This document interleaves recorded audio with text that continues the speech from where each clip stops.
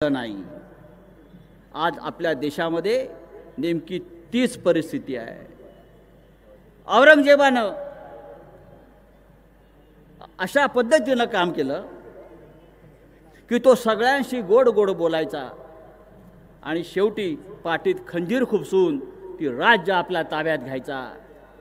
औरंगजेबानं सुद्धा फोडा झोडा आणि राज्य करा हीच नीती अवलंबली आणि गुजरातमधून दिल्लीत गेलेल्या त्याच लोकांनी आज महाराष्ट्राच्या बाबतीत देशाच्या बाबतीमध्ये हीच नीती अवलंबली। पण इतिहासाची पुनरावृत्ती होते लक्षात घ्या। त्या औरंगजेबाला शेवटी या मर्दांच्या महाराष्ट्रानं या भूमीत गाडलं, त्याची कबर या महाराष्ट्रामध्ये आपण खणली आणि हा इतिहास आपण निर्माण केला। त्याच्यामुळे महाराष्ट्रावर जर कोणी चाल करून येणार असेल तर याद राखा, असं सांगण्यासाठी सांगलीतली सभा आहे।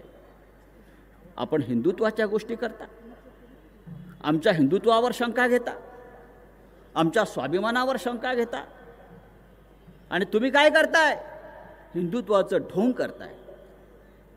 उद्धव साहेब, आपल्याला माहीत असेल, या जनतेलाही माहीत असेल, गेल्या काही दिवसापासून या देशामध्ये निवडणूक रोख्यांचा घोटाळा आपल्या सगळ्यांनी पाहिला असेल। धमक्या देऊन ईडी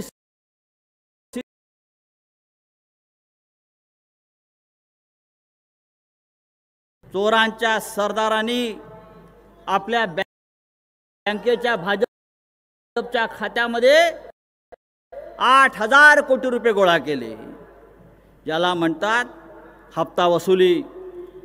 कोणाकडून केले? 1000 नावाले असतील, पण तुम्हाला मी फक्त एक सांगतो, आणि यांचा हिंदुत्वाचा मुखवटा जो आहे तो तुम्हीच त्याच्यामुळे ओरबडून काढा।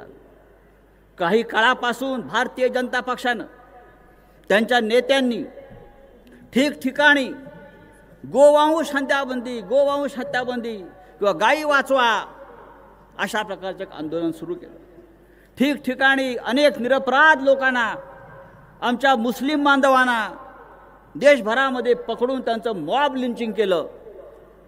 पण आज जेव्हा मी ती यादी तपासली त्यांना देणगी देणाऱ्यांची, तेव्हा जगामध्ये गोमांसाचं एक्सपोर्ट करणाऱ्या कंपन्याकडून, गायींची हत्या करणाऱ्या कंपन्याकडून या भारतीय जनता पक्षाच्या खात्यात 250 कोटी रुपयाचा निधी आलेला आहे।